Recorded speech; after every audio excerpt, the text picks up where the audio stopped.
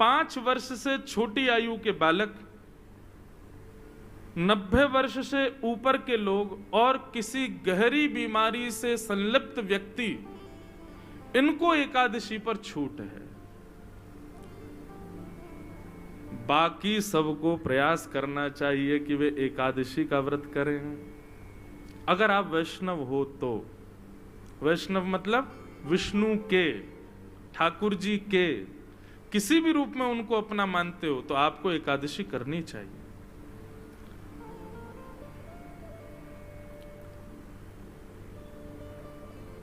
महाराष्ट्र में पंडरीनाथ भगवान, आज पंढरपुर से एक वैष्णव आए थे लोग, आप आए और पंडरीनाथ भगवान की याद भी आ गई। तो पंडरीनाथ भगवान के हमारे पूज्य नाना जी एक बात कहते थे, बोले लाला कथा में अनायास किसी का स्मरण हो तो समझना वो कथा में आए हैं। अगर पंडरीनाथ भगवान का स्मरण हुआ तो निश्चित है पंडरीनाथ भगवान कहीं ना कहीं बैठे होंगे यहीं पे। हनुमान जी का स्मरण हो जाए अनायास तो सोचो हनुमान जी आए, शंकर जी का हो जाए शंकर जी आए हैं। तो श्री पंडरीनाथ भगवान के एक परम भक्त थे श्री नामदेव जी महाराज। नामदेव जी का नाम सुना है सबने? नामदेव जी की बड़ी अद्भुत कथा है। नामदेव जी की जो माता जी थी ना, उनको बिना विवाह के पुत्र प्राप्त हुआ था नामदेव। आप कहोगे कैसे संभव है? यही तो बात है। नामदेव जी की माता जी जब छोटी आयु थी उनकी, सब लोग ध्यान से सुनो, तो मीराबाई की भांति कथा आती है कि उन्होंने भी अपने पिताजी से पूछा कि मेरे पति कौन है। तो पिता ने ऐसी सहज में कह दिया घर के ठाकुर जी को, ये तुम्हारे पति हैं। और नामदेव जी की माता जी को पूर्ण निष्ठा हो गई, यही मेरे पति हैं। उन्हीं को पति मान करके रहने लगे और रोज रोती कि आप मेरे पति हो, इस बात को आप स्वीकार नहीं करते। मैं तो आपको पति मानती हूं, आप मुझे पत्नी नहीं मानती। ठाकुर जी से रोती थी। और ठाकुर जी ने एक दिन प्रसाद दिया और उस कन्या के गर्भ से श्री नामदेव जी प्रकट हुए। महाराज पूरे गांव मोहल्ले और शहर के लोगों ने निंदा करनी प्रारंभ कर दी, लेकिन नामदेव जी की माताजी ने अपने पिताजी से रोते हुए कहा, मैं किसी की सौगंध खा के कहूं पिताजी, ये पुत्र साक्षात विट्ठल भगवान का ही है। आप मुझ पर संशय नहीं कीजिएगा, संदेह मत कीजिएगा। संशय होने लगा लेकिन सबको, तब आकाशवाणी हुई और आकाशवाणी में स्वयं ठाकुर जी ने कहा कि यह बालक हमारा है और नाम ही इसका धन होगा, जीवन पर्यंत ये नाम के आश्रय पे ही रहेगा, इसलिए इसका नाम होगा नामदेव। ऐसे नामदेव जी महाराज। एकादशी की बड़ी निष्ठा थी उनकी। अच्छा एक बात और कहूं बंधुओं, आपने यदि कोई भगवत संबंधी नियम चालू करने का मन बनाया है कि कल से मैं ऐसा करूंगा, कल से मैं रोज तिलक लगाऊंगा, या कल से मैं रोज ठाकुर जी की सेवा करूंगा, कल से रोज 108 तुलसी अर्पित करूंगा, या हर हफ्ते में एक दिन ठाकुर जी को अन्नकूट करूंगा, ये जो भी आपने अगर कोई नियम बनाने का मन बनाया तो उस नियम को तोड़ने की पूरी जिम्मेवारी ठाकुर जी लेते हैं। बोले अच्छा तो चलो हम तोड़वाएंगे, और किसी ना किसी रूप में वो नियम तोड़वाते ही हैं, इसलिए घबराना नहीं।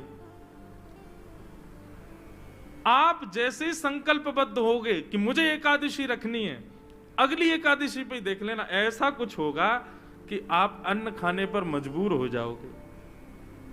तब समझ जाना बारे ठाकुर जी आपने ये किया लेकिन हम खाएंगे ही नहीं। आप अपनी स्थिति से हटना नहीं बस। तो नामदेव जी एकादशी की बड़ी निष्ठा थी उनकी, समस्त वैष्णवों की होती है। एक दिन भगवान ने नामदेव जी की परीक्षा लेने के लिए एक वृद्ध ब्राह्मण का रूप धारण किया और लाठी लिए महाराज, हाथ कांप रहे हैं, पैर चल नहीं पा रहे हैं, लुढ़क रहे हैं कभी इधर उधर। इस स्थिति में श्री नामदेव जी के घर ठाकुर जी पहुंच गए। नामदेव जी ने जैसी देखा कोई संत पधारे हैं, ओ महाराज जाकर के संभाला उनको, जय हो जय हो जय हो महाराज, आपको बारंबार प्रणाम।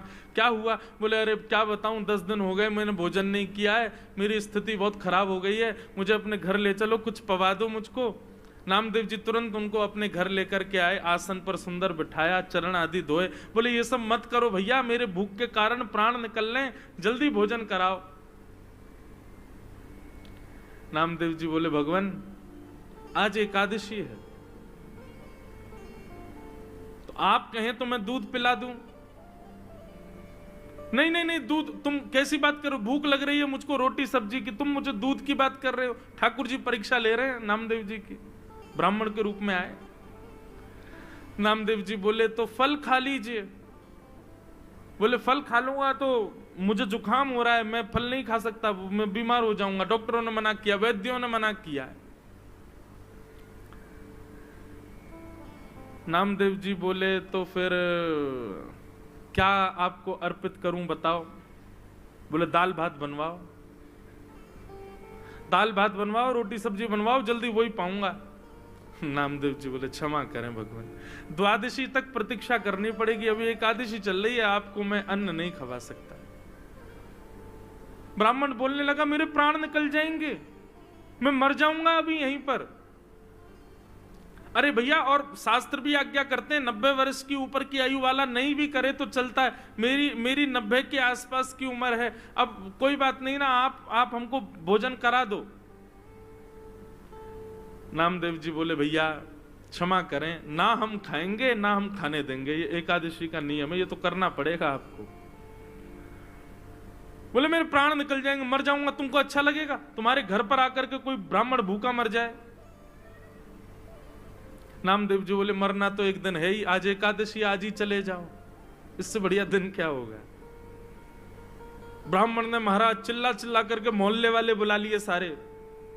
बोले देखो ये नामदेव अपने आप को बहुत बड़ा भक्त कहता है, पूरे पंढरपुर में इसके चर्चे होते हैं, ये भक्त है, देखो ये क्या कर रहा है। सबने कहा भैया क्या हो गया? नामदेव जी बोले आज एकादशी है, ये 10 दिन के भूखे हैं, कह रहे हैं भोजन कराओ, हम कह रहे हैं एकादशी है, द्वादशी तक प्रतीक्षा करो, और पाना है तो फल पालो, दूध पी लो। पड़ोसियों ने भी कहा नामदेव जी आप करो ना एकादशी, उनको क्यों करवा रहे हो जबरदस्ती, उनको बेचारों को दे दो जो भी है। नामदेव जी बोले क्षमा करो, मैं इनको अन्न नहीं दे सकता। अब तो मोहल्ले के लोग भी बुरा भला कहने लगे। बोले नामदेव ऐसी कौन सी भक्ति होती है कि तुम जबरदस्ती दूसरे के ऊपर थोप रहे हो कि करना ही पड़ेगा। सब लोग गए, महाराज जी आप चलो हमारे घर चलो, हम आपको बना के पवा देंगे। नामदेव जी सामने आ गए, बोले जाने भी नहीं दूंगा, मुझे पता चल जाए कि एकादशी और कोई अन्न खाने बैठ रहा तो मैं थाली उठा के भाग जाऊं, मैं नहीं खाने दूंगा। अब तो महाराज ठाकुर जी नाटक करने में तो ठाकुर जी एक नंबर है, हाथ पांव कांपने लगे ठाकुर जी के, और महाराज गिर पड़े, मुंह से झाग निकलने लगा। बोले नामदेव मेरे प्राण निकल रहे हैं, कुछ तो दे दो।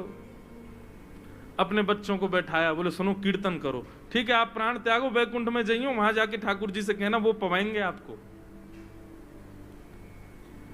सब लोग नामदेव जी को गाली देने लगे, लेकिन नामदेव जी नहीं माने। और महाराज करते करते करते ठाकुर जी ने ब्राह्मण के भेष में ऐसा प्रतीत कराया कि उनके प्राण निकल गए। और जैसे ही प्राण निकले, मोहल्ले के लोग, पंढरपुर के लोग नामदेव जी को खड़ी खोटी सुनाने लगे। बोले अरे नामदेव ब्रह्म हत्या लग गई तुझे, ऐसी कौन सी एकादशी है, ऐसी कौन सी एकादशी जिस पर तू इतना ज्यादा मचल रहा है, आज तुझे ब्रह्म हत्या लग गई। नामदेव जी के नेत्रों से अश्रु आने लगे, चरणों में प्रणाम किया, तुलसी की माला लाकर के उस ब्राह्मण देवता को पहना दी। बोले कितना भाग्य है इनका, पंढरपुर क्षेत्र में चंद्रभागा नदी के तट पर, और एकादशी के दिन प्राण त्याग दिए, और वो भी निराहार होकर के, बिना आहार लिए। कितने बड़े सौभाग्य की बात है। देवी अपनी पत्नी से बोले अब हमको ब्रह्म हत्या लग गई है, ठीक है एकादशी के लिए ही सही, लेकिन हत्या तो हो गई, कारण तो हम ही लोग बने। अब ठाकुर जी तो हमारे हाथ की सेवा स्वीकार नहीं करेंगे, और अब तो हम नाम जाप करने के भी अधिकारी नहीं है, क्योंकि ब्रह्म हत्या लग गई। चलो इन ब्राह्मण देवता की अंत्येष्टि करते हैं, और उसी चिता में हम लोग भी जीवित अपने प्राण त्याग देंगे। जब हमने ऐसा किया तो हम ये करेंगे। ठाकुर जी की महाराज ब्राह्मण वेश की अर्थी बनाई, अर्थी पर ठाकुर जी को लिटाया। ठाकुर जी अब भी परीक्षा चली रही है ठाकुर जी की। सोचो कितनी स्थिति पहुंच गई। यहां तक तो कोई भी हम में से, आप में से कोई भी पिघल जाएगा, लेकिन नामदेव जी नहीं माने। सुंदर चिता लगाई, चिता पर ब्राह्मण देवता को बैठाया, अपने छोटे से पुत्र को बैठा दिया, अपनी पत्नी को बैठा दिया उसी चिता पर, और स्वयं भी बैठ गए। और पंडरीनाथ भगवान का स्मरण करते हुए, चंद्रभागा नदी को प्रणाम करके, अग्नि का एक सुंदर लकड़ा लेकर के स्वयं चिता में अग्नि लगा करके नामदेव जी हाथ जोड़ करके बैठ गए। जैसे ही अग्नि, अब भी ठाकुर जी सोच रहे थे कि कुछ तो होगा, नामदेव शायद बदल जाए, लेकिन नहीं, नामदेव जी तो पूरे तैयार थे प्राण त्यागने को। जैसे ही चिता की अग्नि नेक ठाकुर जी की कमर पर छुई होगी, सोई महाराज ब्राह्मण देवता तो उठ करके बैठ गए। नामदेव जी को खींच लिया, उनकी पत्नी को खींच लिया, बच्चों को खींच लिया। नामदेव जी महाराज देखने लगे क्या हुआ। तुरंत नामदेव जी को झलक दिख गई कि ब्राह्मण के रूप में साक्षात श्री पंडरीनाथ भगवान ही खड़े हैं। अपने हृदय से लगा लिया नामदेव जी को। सब गांव के लोग इकट्ठे हो गए देखने के लिए, और जैसे ही हृदय से लगाया, ऐसा प्रतीत हुआ एक क्षण के लिए दर्शन देकर के ठाकुर जी वहां से अंतर्ध्यान हो गए। सब ढूंढने लगे ब्राह्मण कहां गया, कहां गया। नामदेव जी ने बताया, बोले ब्राह्मण नहीं थे, श्री पंडरीनाथ ही आए थे और हमारी एकादशी की परीक्षा लेने आए थे।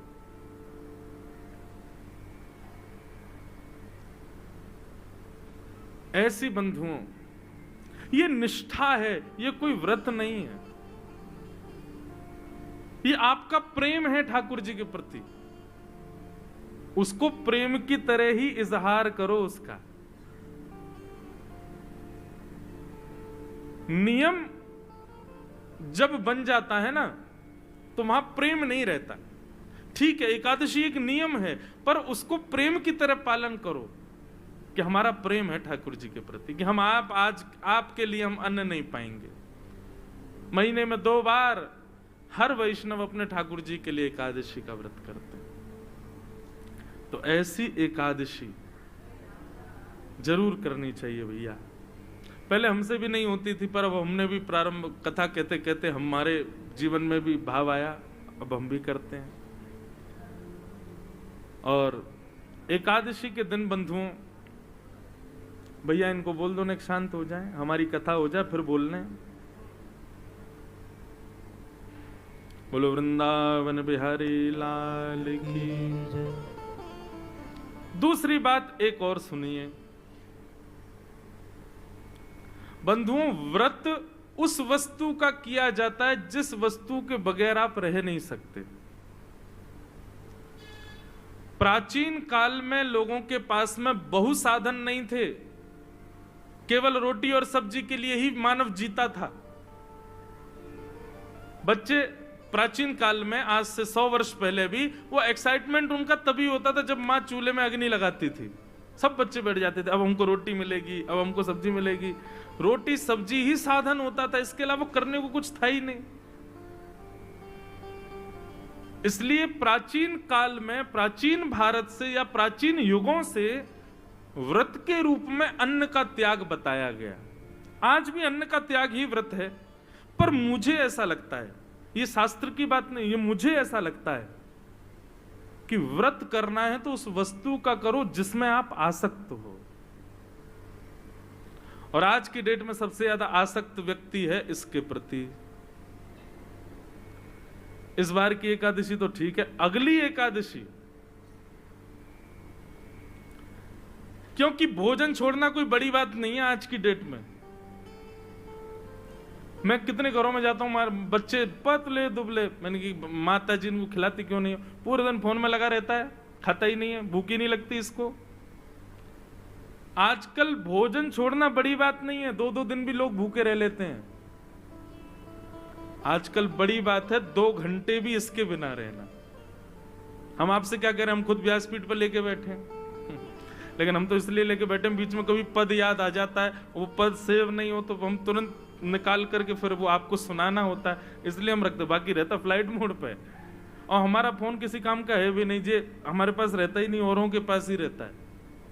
लेकिन फिर भी हूं तो मैं भी आप लोगों में से ही। एकादशी करनी है तो उस वस्तु की करो जिसके प्रति आपकी ज्यादा आसक्ति है। व्रत करना है तो उस वस्तु का करो जिसके प्रति आपका लगाव इतना है कि उसके बगैर आप रह ही नहीं पाते। और आज की डेट में इससे बड़ी एकादशी कोई नहीं। अगली एकादशी जितने बजे एकादशी तिथि प्रारंभ हो और जब तक द्वादशी ना आए, ब्राह्मण देवता से पूछ लेना कितने बजे एकादशी प्रारंभ होगी, इतने बजे हो रही है, और द्वादशी कब लगेगी, इतने बजे, उतनी देर फोन नहीं चलाना, तब आपकी एकादशी मानी जाएगी। मैं तो आजकल के युवाओं को यही बोलता हूं कि आप लोग अन्न वन्न तो कोई भी छोड़ लेगा, इसको छोड़ के दिखाओ। जिन जिन लोगों के अंदर व्यसन है, तंबाकू का व्यसन है, सिगरेट का व्यसन है, या फिर मदिरा का व्यसन है, और एक और बात, क्रोध का व्यसन है, बहुत क्रोध आता, हर दिन गुस्सा आता है, लोभ का व्यसन है, मोह का व्यसन है, ये सारे अवगुण आपको सबको पता है कि हमारे अंदर क्या है। व्रत करना है तो अगली एकादशी पर अपने उन अवगुणों का व्रत करना है। रोज क्रोध आता, आज क्रोध नहीं करेंगे, चाहे कोई कितना ही बुरा कर ले हमारे साथ, आज गुस्सा करना ही नहीं है। और बताएं, इंद्रियों का व्रत करो। कभी नेत्रों का व्रत करो। नेत्रों का व्रत कैसे? कि आज नेत्रों से केवल भगवत संबंधी वस्तुओं का दर्शन करेंगे, सांसारिक वस्तुओं को नहीं देखेंगे। कानों का व्रत, आज कानों से केवल भगवत चर्चा, भगवत गुणानुवाद, भगवत संकीर्तन ही सुनेंगे और कुछ नहीं सुनेंगे। जीव का तो आप लोग करते ही हो। इंद्रियों का व्रत अनेक प्रकार हैं बंधुओं, क्योंकि आजकल क्या होता है कि लोग अन्न छोड़ने की क्रिया करते हैं, लेकिन हृदय से तो दूसरा कोई खा रहा हो तो उससे कहते हैं, भाई सुन, तू उधर जा खा ले, हमारा व्रत है, तेरी थाली देख के हमारा मन कर रहा है, तू उधर खा, रोटी हमारे सामने मत खा। ये कोई व्रत है? नहीं। एकादशी निष्ठा है, एकादशी आपके प्रेम का प्रमाण है, उसको उसी प्रकार करो। मुझे बहुत अच्छा लगा सुन के, जब मुझे पता चला कि तांदूर के हमारे शारदा परिवार के और यहाँ के कई भाई लोग प्रभात फेरी करते हैं एकादशी के दिन। सब लोग सवेरे सवेरे 5 बजे, मुझे भी बुलाया था आज, लेकिन हम इतने थके रहते हैं नहीं गया। पर यह अच्छी बात है, आप लोग किसी रूप में ही सही एकादशी का प्रारंभ इतना सुंदर कर रहे हैं, बहुत अच्छी बात है। हम तो कहेंगे ठाकुर जी आपको ऐसी शक्ति दें कि आपका ये नियम कभी ना टूटे, आपका भी ना टूटे, फिर आपके आने वाले वंश के बालक भी इस नियम का पालन करें, और पूरे विश्व में, भारत में एक दिन ऐसा संतों को खबर लगे, तांदूर में एक हमारे बहन भाइयों की ऐसी पूरी एक मंडली है जो हर एकादशी को प्रभात फेरी करती है। आपका ये नियम सदा बना रहे, अच्छी बात है। तो भैया एकादशी निष्ठा इसको जरूर कीजिए। यदि आज तक नहीं करते हैं तो आज तो अब निकल गया, अब आगे से प्रारंभ करो। एकादशी के दिन बहुत ध्यान पूर्वक, निष्ठा पूर्वक ठाकुर जी का व्रत करो। अब हमारे वृंदावन की कई रीतियों में एकादशी का व्रत नहीं होता, जगन्नाथ जी की परंपरा में एकादशी का व्रत नहीं होता। लोग कहते हैं महाराज जी जगन्नाथपुरी में, अब आप अगर स्कंद पुराण पढ़ेंगे तो वहां पर तो लिखा है कि अगर आप एकादशी के दिन जगन्नाथपुरी में हो तो आप बहुत बड़े भाग्यशाली हो कि आप जगन्नाथपुरी में हो। तो बोले क्या करना चाहिए? बोले उस दिन आकंठ दाल भात पाना चाहिए। स्कंद पुराण में लिखा है कि अगर एकादशी के दिन आप जगन्नाथपुरी में हो तो जितनी आपकी क्षमता है उससे ज्यादा आपको दाल भात पाना है। लेकिन हाँ, शर्त यह है अन्न नहीं, ठाकुर जी से जगन्नाथ जी का प्रसाद ही पा सकते हो एकादशी के दिन। वहां के नियम अलग हैं, वहां के कानून, कहीं कहीं पर ये नियम, वहां पाप का निवास नहीं हो सकता। क्यों? उसके पीछे कारण, अन्न में पाप का निवास होता है। लेकिन जगन्नाथपुरी की रसोई में जो रसोइया है ना, उन सबको लक्ष्मी रूप माना जाता है। वहां पर जितने भी यंत्र हैं जिनसे भोजन बनाया जाता है, उन सबकी भी पूजा लक्ष्मी भाव से होती है कि भैया ये जगन्नाथ जी की निज रसोई है, यहाँ लक्ष्मी ही भोजन बनाती है। लक्ष्मी जिस अन्न का स्पर्श कर दे उसमें पाप नहीं रह सकता, इसलिए वहां महाप्रसाद पाने पर दोष नहीं लगता। एकादशी उल्टी टंगी हुई है जगन्नाथ भगवान के पीछे। हमारे वृंदावन के कई नियमों में, जैसे राधा वल्लभियों में, श्री हरिवंशियों में, वहां पर भी एकादशी नहीं होती। उनके भाव अलग हैं, वहां भाव प्राधान्य भाव आ जाता है। पर हम आप सब लोग वैष्णव, हमको प्रयास करना चाहिए, ठाकुर जी के लिए व्रत करो। व्यक्ति बड़ी से बड़ी वस्तु छोड़ देता, ठाकुर जी के लिए एक दिन अन्न मत खाओ और निष्ठा पूर्वक प्रेम पूर्वक उसका निर्वहन करो।